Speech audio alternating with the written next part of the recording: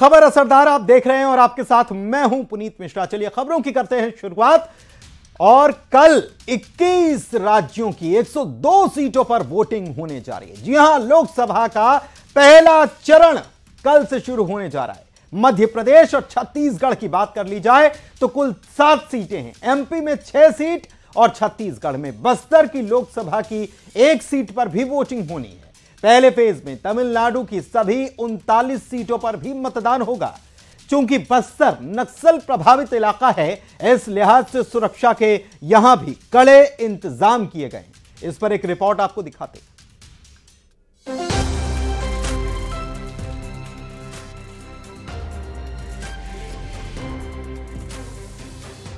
लोकतंत्र के महापर्व के पहले चरण के लिए प्रत्याशियों ने अपना पूरा दमखम लगा दिया। सियासी दलों ने लुभावने वादे किए, दावे भी किए, लेकिन अब बारी जनता की है। जनता ने प्रत्याशियों को देखा है और समझा है, और वो अब अपने सबसे बड़ी आहुति यानी कि मताधिकार का प्रयोग करने वाली है। कल फर्स्ट फेज में 21 राज्यों की 102 सीटों पर वोटिंग होगी। यूपी की 8 सीटों पर वोटिंग है। राजस्थान की 12 सीटों पर मतदान है। एमपी की 6 सीटों पर चुनाव होगा। उत्तराखंड की 5 सीटों पर मतदान है। असम की 4, मेघालय की 2 सीटों पर वोटिंग होगी। मणिपुर की 2 और छत्तीसगढ़ की 1 सीट पर वोटिंग है। अरुणाचल की 2 और तमिलनाडु की सभी 39 सीटों पर मतदान होगा। इसके अलावा मिजोरम, नागालैंड, सिक्किम, त्रिपुरा, अंडमान और निकोबार, जम्मू कश्मीर, लक्षद्वीप, पुडुचेरी की 1-1 सीट पर वोटिंग होगी। एमपी में जिन 6 सीटों पर वोटिंग है, उनमें छिंदवाड़ा, जबलपुर, मंडला, बालाघाट, सीधी और शहडोल की सीट शामिल है। छिंदवाड़ा में कमलनाथ के बेटे नकुलनाथ एक बार फिर से किस्मत आजमा रहे हैं।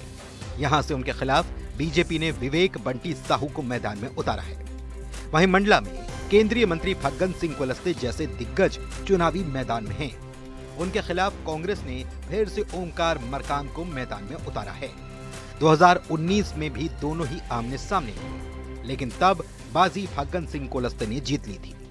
छत्तीसगढ़ की बात करें तो बस्तर में कांग्रेस ने दीपक बैज के बजाय पूर्व मंत्री कवासी लखमा पर भरोसा जताया है।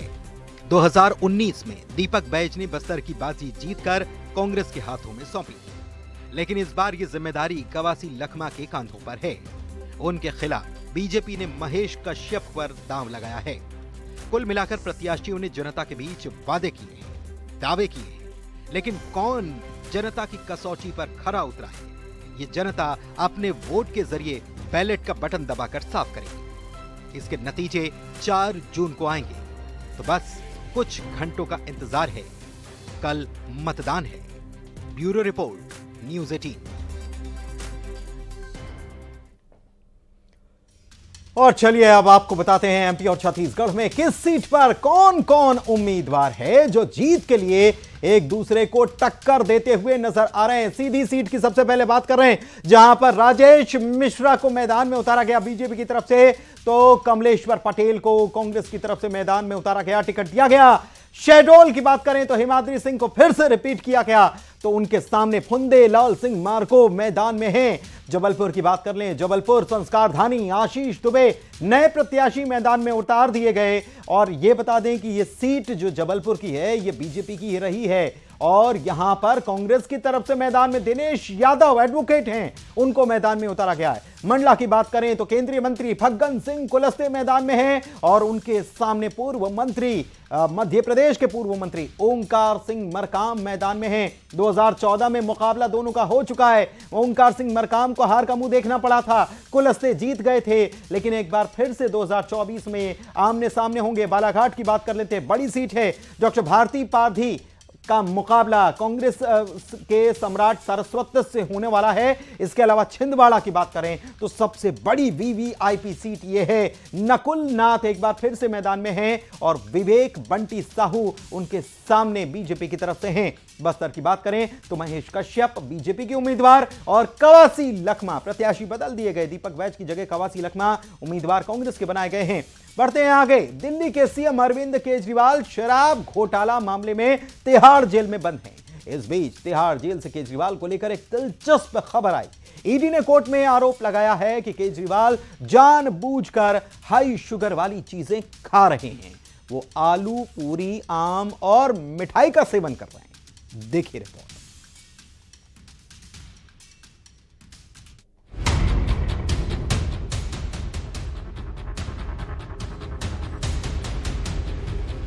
दिल्ली की राउज एवेन्यू कोर्ट में केजरीवाल ने अर्जी लगाई थी कि उनका शुगर लेवल बढ़ गया है और इसके लिए उन्होंने अपने प्राइवेट डॉक्टर से मिलने की अपील की थी। हफ्ते में 3 दिन वर्चुअली कंसल्ट की इजाजत देने को कहा था, लेकिन सुनवाई के दौरान ईडी ने अरविंद केजरीवाल पर बड़ा आरोप लगा दिया, जो अपने आप में बेहद चौंकाने वाला है। ईडी के वकील की दलील थी कि केजरीवाल का वजन घर का खाना खाने से बढ़ा है और वो जमानत पाने के लिए मेडिकल ग्राउंड बना रहे हैं और इसीलिए वो हाई शुगर वाला खाना खा रहे हैं। केजरीवाल जानबूझकर आलू पूरी, आम और मिठाई जैसी चीजें खा रहे हैं ताकि उनका शुगर लेवल बढ़ जाए।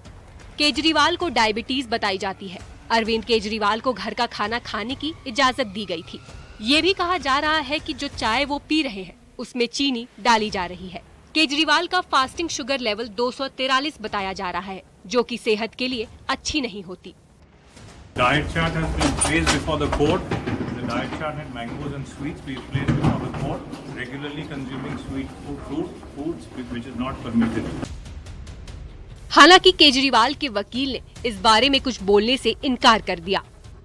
Is that correct? Whatever he is having is as per the doctor's prescribed diet. I don't want to say anything much further. जैसे ही ये बात कोर्ट से निकलकर बाहर आई तो सियासी पारा हाई हो गया। बीजेपी केजरीवाल पर हमलावर हो गई। आज से पहले आपने यह तो सुना होगा कि हार्डकोर क्रिमिनल्स जो होते हैं वो जेल से बाहर निकलने के लिए ऐसी मोडस ऑपरेंडी इस्तेमाल करते हैं। अरविंद केजरीवाल एक सिटिंग चीफ मिनिस्टर हैं और अपने आप को ईमानदार बताते हैं, लेकिन इस हद तक क्रिमिनल माइंडेड हैं कि जेल से बाहर निकलने के लिए ऐसे वो घोटाले कर रहे हैं। और उनको चूंकि राजमहल में रहने की आदत है, इसलिए वो जेल में भी बड़े ठाठ से रह रहे हैं। याद रखिएगा, दिल्ली की जेल केंद्र सरकार के अधीन नहीं, दिल्ली सरकार के अधीन आती है और वो अरविंद केजरीवाल सरकार के अधीन है। अब इस मामले में कल सुनवाई होगी। Bureau report, news 18।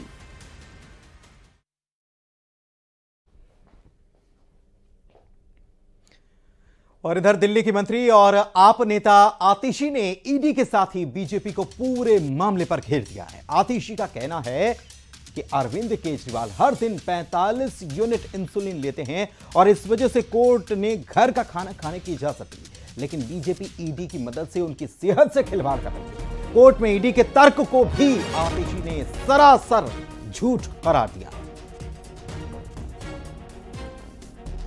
ने भी अरविंद केजरीवाल जी को घर का खाना अलाउ किया, डॉक्टर द्वारा प्रिस्क्राइब्ड खाना अलाउ किया, लेकिन आज भारतीय जनता पार्टी अपने अनुषांगिक संगठन ईडी के माध्यम से अरविंद केजरीवाल जी के स्वास्थ्य को बिगाड़ने की कोशिश कर रही है, उनका घर का खाना रोकने की कोशिश कर रही है।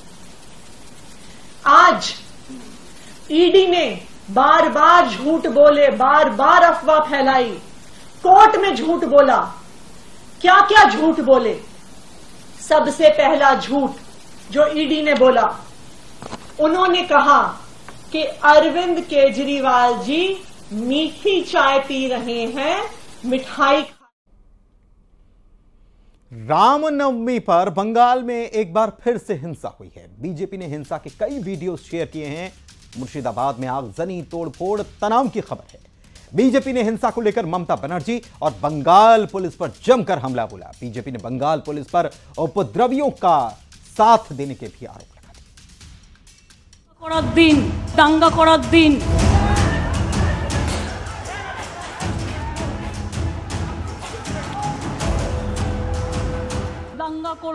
दंगा करबे। पश्चिम बंगाल की मुख्यमंत्री ममता बनर्जी पिछले कई दिनों से लोगों को दंगे का डर दिखा रही थी। वो दंगे की तारीख बता रही थी और दिन बता रही थी। ममता ये भी बता रही थी कि वो कौन है जो दंगा करेंगे।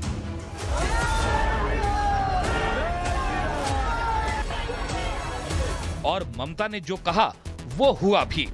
दिन भी सही निकला, तारीख भी सही निकली, लेकिन ममता जिस वो का जिक्र कर रही थी वो शायद वो नहीं निकला।